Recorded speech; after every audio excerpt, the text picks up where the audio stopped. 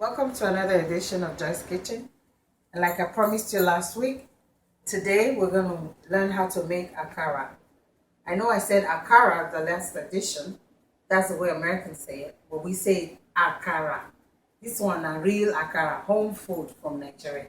Enjoy watching. AKARA, we're going to have beans. This is just 1 pound of beans.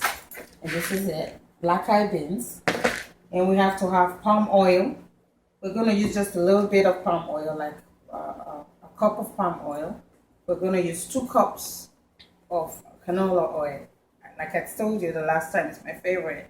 But over here, it's a mixed combination of both already. Because I do this a lot. And this is palm oil and canola oil.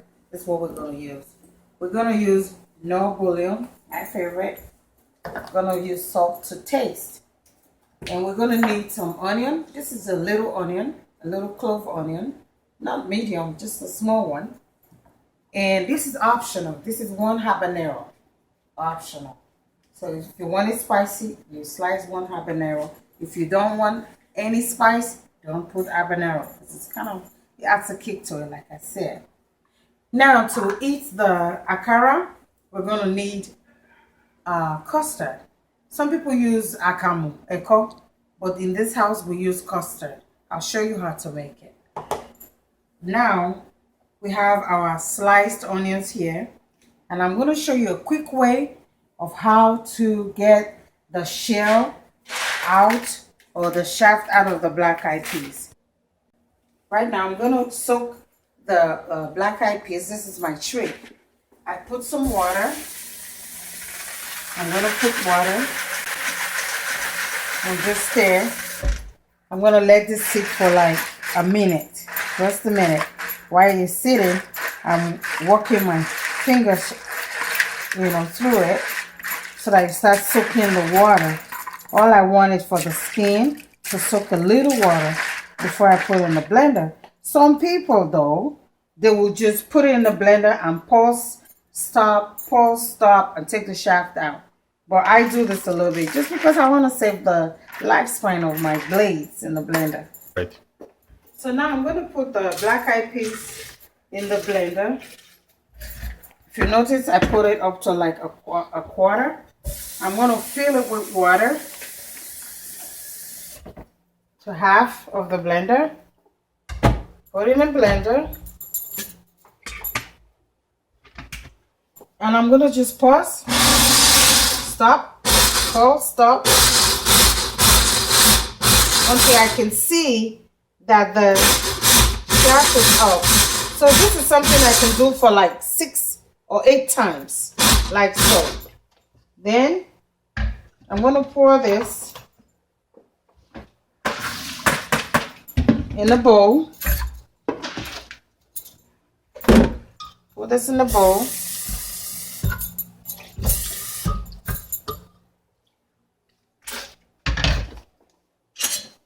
Put that in the bowl. So this is what I blend. This is what I did the pulse for. This is how it is. And now I'm just gonna do this. I drain and make sure I don't get the beans in it. You see the difference? This is the shaft, this is the bean. Easy. I'm gonna add water and I'm gonna keep doing this until all the shaft comes out. This is it. This is it. I'm going to keep doing that until I get this. Now this is, if you notice there's still black eye in this bean, all I just do is squeeze it out and take the shaft out. Now I'm going to blend. I'm not adding a lot of water to this because this is a serious matter. No water. This is not moi moi. This is AKARA. So I'm just going to put my beans in like so. I put in the blender and I blend. I'm going to hit the blend button. I shake, I stop. I shake, I blend, I stop. I take my spoon. After you've turned off the blender though, take your spoon, you stir that, you blend. Now, When I see it this way, now it can't blend no more. Remember, there was water in here. All I do is just take like 3 spoons, full spoons of water, or 4. Stir that and blend again. When it can't blend no more, I stop. I blend again until I get this consistent. If you look at this, this is thick. It's not thin. You get a paste-like consistent. Now,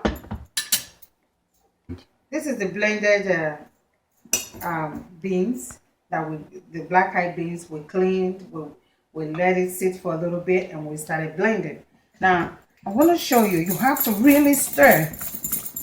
This is where, if you don't stir very well, when you cut to fry, it shatters in the oil. So you have to like really turn this. Turn. Now I'm going to season. I've done quite a bit. I'm going to season with 3 teaspoons of nor. Just 3. Because we're going to add a little salt. And I'll stir again. Stir very well. When I was little, this used to be every Saturday delicacy. You know, you eat AKARA and akamu. It was delicious. And thank God some of us can do this for our families. It's still a delicacy today. So I'm going to test this. So I'm going to add a little more salt. Like I said, I don't measure, but this should be like a teaspoon of salt. You don't want it too salty. You just have to keep churning. You have to keep mixing it. I'm going to add a little bit. So you added 1 teaspoon. You can add another teaspoon. Remember, just teaspoon, or you just keep tasting because it's salt to taste. Now I'm putting my onions and my pepper in it. Sometimes I stir fry the onion before I put it, if I have all the time in the world. But this is the traditional way of making this. Now, my oil, I told you, a cup of palm oil or half cup of palm oil. You don't really need a lot. Half cup of palm oil and 2 cups of canola oil or any oil of your choice. And I already have it in the stove. I've set it to heat up a little bit. How do I know it's ready? Now I'm going to just start frying. This is how I know it's ready.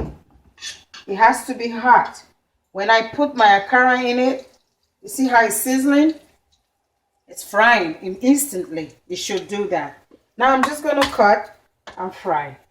I usually use a tablespoon because that way everybody can enjoy it. If I use a bigger spoon, then it won't be enough for everyone.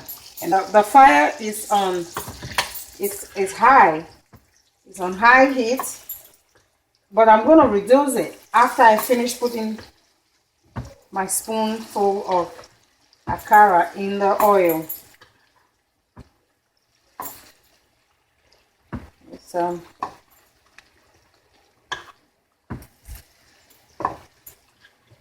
have to be careful. Don't put any on top of each other. Check the space. I guess I've done this a million times. Now, right now, I'm going to reduce my heat to medium. The reason is because I want the AKARA to cook in the inside. I want it to cook from the inside. If I leave it high, it's going to burn and the inside won't be cooked. So I've put it on medium and I take my fork. I'm going to slowly try to lift the AKARA up. Usually they lift up by themselves, but sometimes you have to give them a little help. So I'm lifting up a little bit so they can float. Now they're floating. See?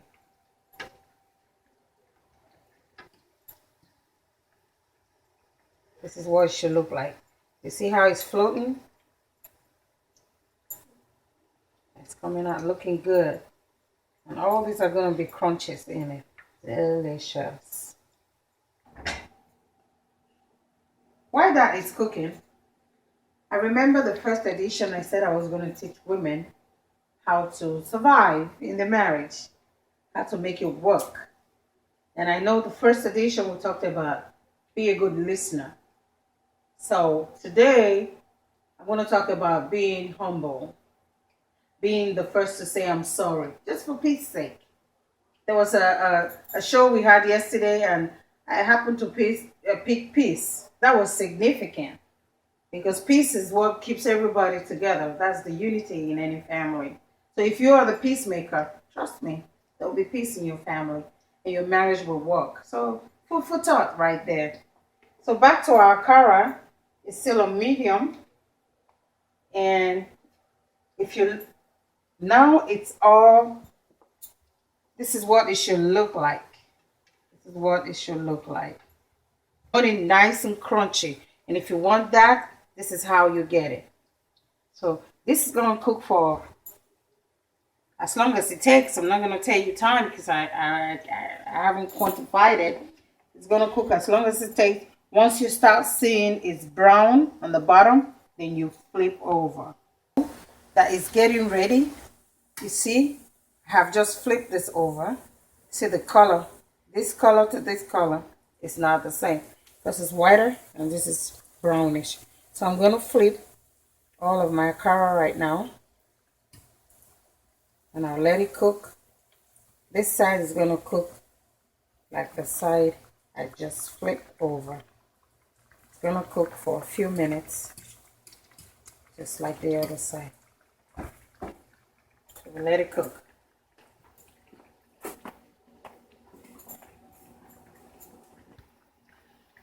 Now you notice that the heat was on medium. Now it's back to high because now we want it to just cook fast. It's cooked already inside. See, this is it. So it's not ready to be turned yet. So I'm going to flip it back so it cooks some more.